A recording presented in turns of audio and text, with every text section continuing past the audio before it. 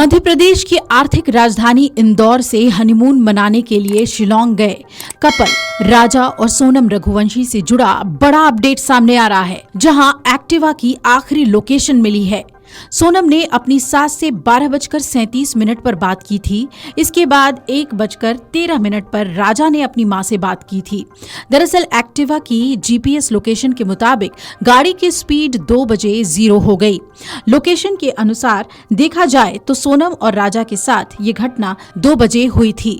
बताया जा रहा है कि घटना 2 बजे से लेकर 2:30 बजे के बीच हुई होगी, जहां बदमाशों ने राजा की बेरहमी से हत्या कर दी और पत्नी सोनम को अगवा कर लिया गया। राजा का शव 2 जून को वेई सावडांग झरने के पास एक गहरी खाई में मेघालय पुलिस को मिला था।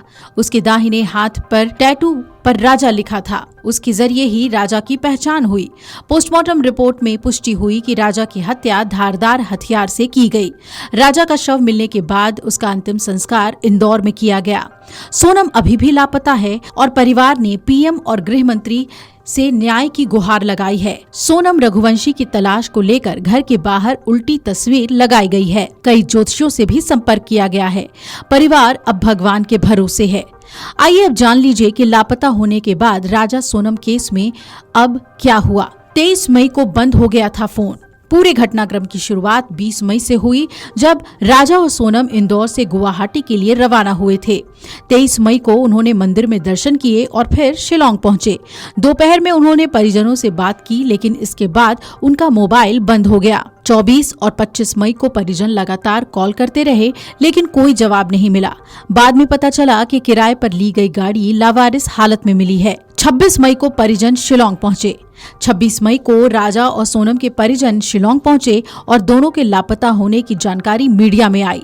27 मई को मुख्यमंत्री डॉक्टर मोहन यादव ने सोशल मीडिया पर पोस्ट करते हुए बताया कि उन्होंने मेघालय सरकार से संपर्क किया है और प्रदेश के वरिष्ठ अधिकारियों को इस मामले में सतत संपर्क बनाए रखने के निर्देश दिए हैं। उन्होंने राजा और सोनम की सकुशल वापसी की प्रार्थना भी की। 28 मई को तलाशी अभियान तेज कर दिया गया और दोनों के बैग उनके होम स्टे में मिल गए।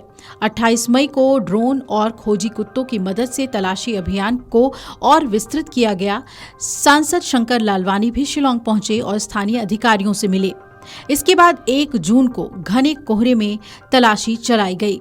29 और 30 मई को लगातार बारिश की वजह से तलाशी अभियान बाधित रहा।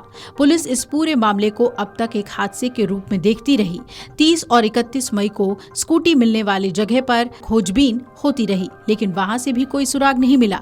1 जून को घने कोहरे के बीच तलाशी अभियान चलाया गया, लेकिन फिर भी कुछ पता नहीं चला। आखिरकार 2 जून को दोपहर में राजा का शव खाई में मिला, जो सड़ चुका था।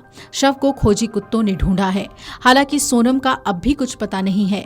घटना ने न केवल परिजनों बल्कि इंदौर के लोगों को भी स्तब्ध कर दिया है। अब सबकी निगाहें पुलिस जांच और सोनम की तलाश पर टिकी हैं।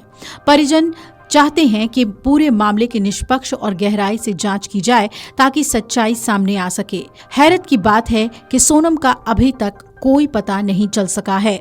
Video desk amarujala.com।